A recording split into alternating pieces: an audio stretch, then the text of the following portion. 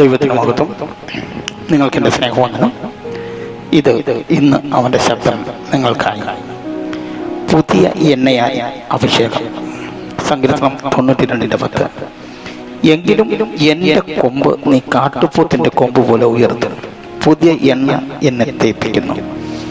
പുതിയ എണ്ണയാൽ അഭിഷേകം ചെയ്യുന്നു എന്നാണ് മറ്റു പരിഭാഷകളിൽ. സങ്കീർത്തനക്കാരൻ കാട്ടുപോത്തിന്റെ കൊമ്പ് എന്ന രൂപാലങ്കാര പ്രയോഗത്താൽ ശക്തി, ബലം, അധികാരം, പദവി എന്നിവയുടെ ഒരു ആശയമാണ് പ്രകടിപ്പിക്കുന്നത്. പുരാതന സമയത്ത് കാട്ടുപോത്ത് എന്നത് അധികം ബലത്തെ കാണിക്കുന്നു. അഭിഷേകത്തിന് മുമ്പ് ദാവീദ് വെറുമൊരു ആട്ടിടയനായിരുന്നു. അഭിഷേകം തൈലം തലയിൽ വീണതോടെ അവന്റെ സ്ഥിതി മാറി, ആളുമാറി. അഭിഷേക തൈലം എന്നത് പരിശുദ്ധാത്മാവിനെ കാണിക്കുന്നു.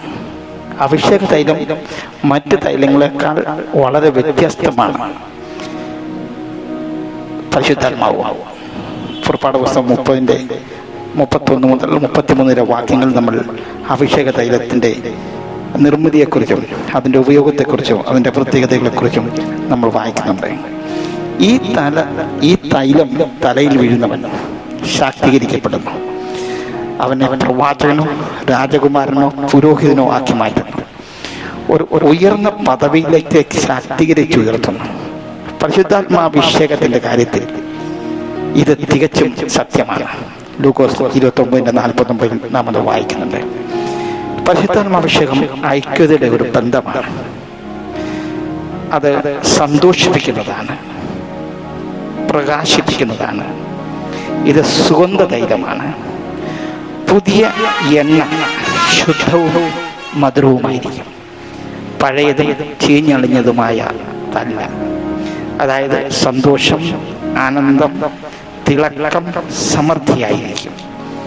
ഒരു ഉത്സവ പ്രതീതി ഈ അഭിഷേകത്താൽ നമുക്ക് ലഭിക്കുന്നു.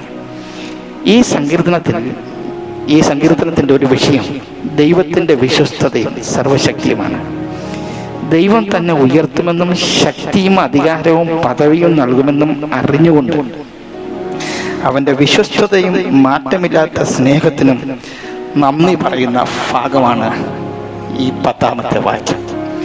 ദൈവം നമ്മളെയും തൻ്റെ പരിശുദ്ധാത്മാവിനാൽ അഭിഷേകം ചെയ്തിരിക്കുന്നു. നമുക്ക് ഒരു ഉയർന്ന പദവി നൽകിയിരിക്കുന്നു. പദവി എന്നത് ഒരു വലിയ ഉത്തരവാദിത്വമാണ്. രാജാവാകട്ടെ, പ്രവാചകനാകട്ടെ, പുരോഹിതനാകട്ടെ, ആ പദവി വലിയ ഒരു ഉത്തരവാദിത്തത്തെ കാണിക്കുന്നു. നമുക്ക് ആ അഭിഷേകത്തിൻ്റെ നിറവിൽ അഭിഷേകത്തിൻ്റെ ഉത്തരവാദിത്തങ്ങൾ നിറവേറ്റാം. ദൈവം നമ്മളെ അധികമായി സഹായിക്കും.